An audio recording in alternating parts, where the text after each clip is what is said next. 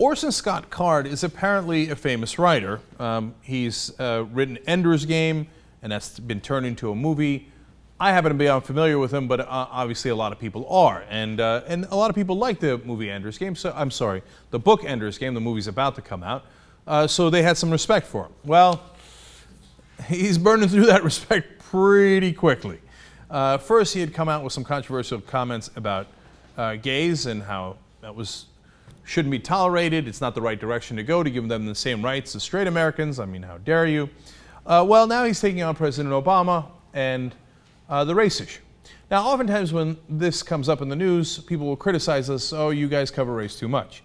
But I didn't make up the news. I report the news. I didn't make Orson Scott Card say the insane things I'm about to tell you he said, okay? He said it, and he's got a movie coming out. That's why people are talking about it. So now you make the call on whether this is on the border or not on the border in terms of whether it's racial or not, okay? Let alone the other insane parts of it. Here we go. He says, Obama is by character and preference a dictator. He hates the very idea of compromise. Oh, come on. Again, what planet does this guy live on? Forget the racial part for now. Really? Obama's a dictator who doesn't like to compromise? This guy is the dumbest guy I know. He demonizes his critics and despises even his own toadies in the liberal press. He circumvented Congress as soon as he got into office by appointing czars who didn't need Senator Provo. How stupid are you, Orson? Those czars existed under George W. Bush, even under Ronald Reagan. And it's not a real term. It's what they colloquially call those positions. They're not actually officially called czars. The Republicans came up with them. There's no nefarious plot. You know, the guy who came up with the drug czar was Ronald Reagan. Was it a nefarious plot? Well, that one, you know, it didn't do the country any good. That's for damn sure. But it's not part of a czarist plot by the Soviets. And they're always so stupid. They think like, oh, czar sounds Russian, must be Soviet. No, actually the Soviets killed the czars. But anyway, let me continue to educate your sorry ass. He says, Michelle Obama is going to be Barack's Lurleen Wallace. Oh boy, this ought to be good. Remember how George Wallace got around Alabama's ban on governors serving 2 terms in a row? He ran his wife for the office. Everyone knew Wallace would actually be pulling the strings, even though they denied it. Michelle Obama will be Obama's designated successor, and any Democrat who seriously opposes her will be destroyed in the media the way everyone who contested Obama's run for the Democratic nomination in 2008 was destroyed. Well, all we got to do is wait, and I'd love to go back to Orson Scott Card and then ask him later, hey, why didn't Michelle Obama run? Why weren't all of her opponents destroyed? How come you're so unbelievably stupid? That's not going to happen. Michelle Obama's not going to run for president. She isn't going to be his Lurleen Wallace. This guy's a maniac. Now we get to the racial stuff. Before you go to the racial stuff, Cenk, sorry. Again, this guy's playing both sides of the card. You can't have it both ways. First he goes, he even pisses off his toadies in the liberal media. If he's pissing them off, are they the liberal media, or are they going along with his liberal, socialist, Maoist agenda? Whatever you can come up with. It's one or the other. Either he's pissing them off, or they're doing everything he's saying. Which one is it, asshole? And by the way, we're progressives. We're in the media. Why do we criticize President Obama all the time? Because he's not remotely progressive. He's to the right of us, massively to the right of us. He's pro-establishment, pro-corporate, pro-government, everything, right? In terms of whoever's supporting whoever's in power. We don't criticize him because, what, he's too liberal and socialist and communist? Okay, so now we get to the true madness. He says, where will he get his national police? The NAPO will be recruited from young, out-of-work urban men, and it will be hailed as a cure for the economic malaise of the inner cities. Now, President Obama once made the mistake of mentioning that he might expand AmeriCorps, which Bill Clinton started, and it would be what he called a civilian national security force.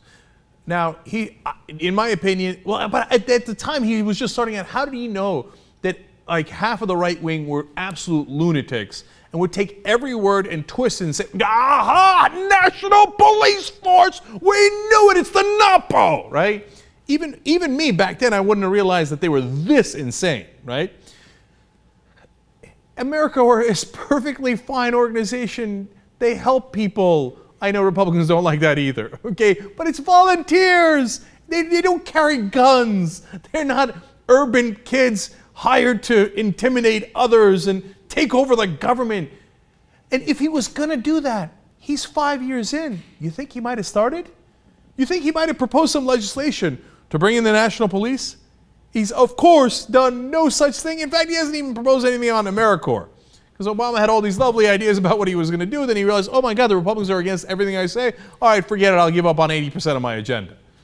Okay, now let's continue with this, the ravings of a lunatic mind. He's already brought the young, out-of-work urban men into this. He continues. In other words, Obama will put a thin veneer of training and military structure on urban gangs and send them out to channel their violence against Obama's enemies. And he says, instead of doing drive-by shootings in their own neighborhoods, these young thugs will do beatings and murders of people trying to escape, people who all seem to be leaders and members of groups that oppose Obama. I really believe that he's like literally a lunatic. Like he has not just mental issues, he has a mental illness, and he should get treatment. It's interesting, I mean, and maybe that mental illness has led to some creativity where he draws up these amazing fictional plots. I guess that's possible. Maybe he's like Beautiful Mind, you know? Remember Russell Crowe in the movie, like drawing up the things on the board, chalkboard. Oh yeah, and then if this happens and that happens, and the urban gangs come in, and then Michelle Obama's president, and then she's like Lou Ellen or whoever the hell that was, and yeah, that's what's gonna happen. So, I mean, in some ways you gotta feel bad for the guy because he's clearly mentally sick, right? But in other ways, here's a guy who is popular to some, saying in public that President Obama is going to just give guns to black people and they're going to kill the rest of us. And that they're going to be NAPOs and take over the government and kill us as we're trying to escape. Do you think that's helpful? Do you think that's wise? Now, how do you, is there a question as to whether that's racist or not? Even if you're like the most conservative guy in the entire world, you want to embrace this guy? Do you want to say that that's not racially connected, that the urban gangs will turn their violence against the rest of us?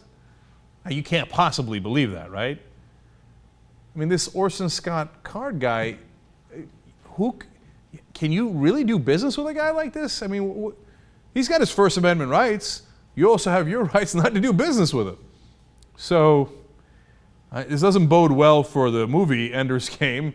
I feel bad for the other people who are involved in it. And, you know, I'm not one to do boycotts of movies based on actors, etc. But this is as bad as it gets. You know, again, I'm not even saying you absolutely should do a boycott. There's a million people involved in a movie. They got to eat too, and it might not have affected the movie at all. But I got no interest in buying any Orson Scott Card book or anything after that. The guy is not just mentally ill, he's dangerous.